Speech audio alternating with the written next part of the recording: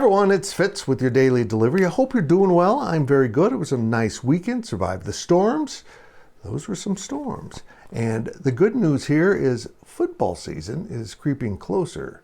But even before that, we'll get to the official formation date of the new Big 12. July 1, it'll be a 16-school conference, and OU and Texas will be in the SEC.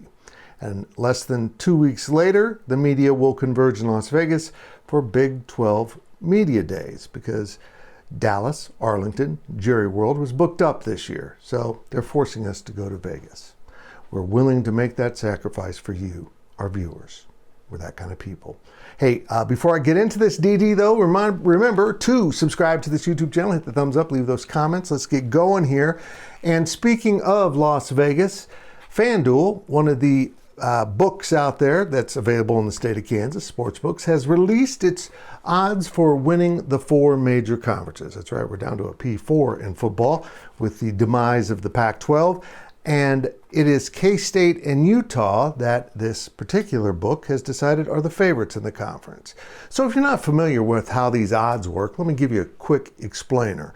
If Kansas State's plus 350, which they are, it means if you bet $10, you'll make $35. Okay? It's kind of a 3.5 multiplier, but they take the decimal point out. Got that? So K-State and Utah are at plus 350 as the favorites to win this conference. And those probably are the favorites to make it to the Big 12 championship. That is in Arlington. He found time for the Big 12 in December. It was very nice of Jerry. Now keep this in mind. The Big 12 never works out this way. It is total chaos, and the books kind of think that will happen again this year because there's no really any outlandish favorite here. I mean, K-State and Utah do top the pack, but there's no one with minus odds, meaning if you bet $100, you get less than 100 back, and that's common in other conferences. KU comes in third at plus 650. Honestly, that surprises me a little bit.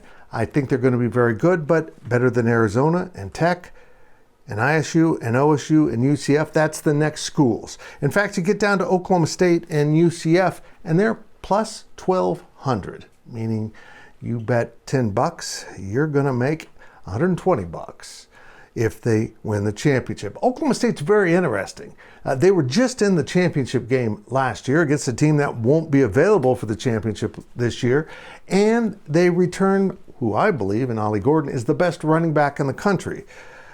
So apparently Vegas thinks they've got a lot of other problems. You work your way down through TCU, West Virginia at 1,900, CU at 4,000. Now look, if you're a Deion fan and you think he's going to turn the corner here this year and win the Big 12, that's a good bet.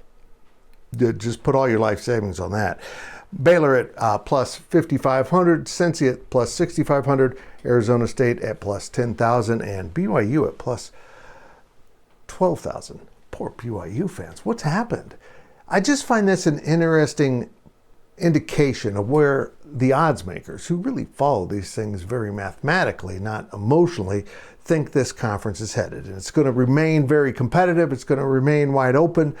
But it'll be an old school, one of the original Big 12 schools, a heck of an original Big 8 school, in the championship game against a newcomer, Utah. Be pretty cool if it works out that way because these two schools, of course, don't play each other in the regular season. They're not on each other's schedule. So if they meet in Arlington, it would be a pretty cool game. But again, we know the Big 12. Someone is going to pop up and surprise everyone. And if you get it right, you're going to win a lot of money.